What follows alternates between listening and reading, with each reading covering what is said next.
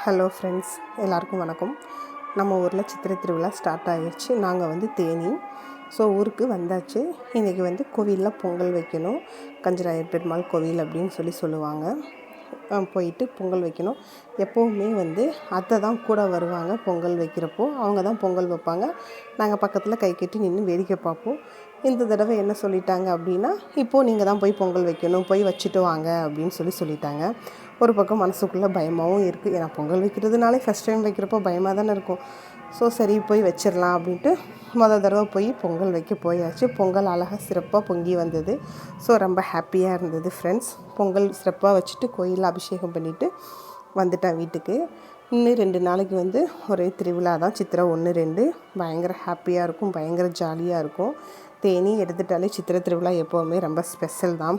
நல்லா வருஷத்துக்கு ஒரு தடவை நல்லா ஜாலியாக என்ஜாய் பண்ணி ஃப்ரெண்ட்ஸ், சொந்த பந்தங்கள் எல்லாரையுமே பார்த்து, எந்த ஊரில் எந்த திசையில் இருந்தாலும் ஓகே, சித்திரை 1ன்னா எல்லாருமே ஊருக்கு வந்துடுவாங்க. ஸோ ரொம்ப ஹாப்பியாக இருக்கும் சித்திரை 1.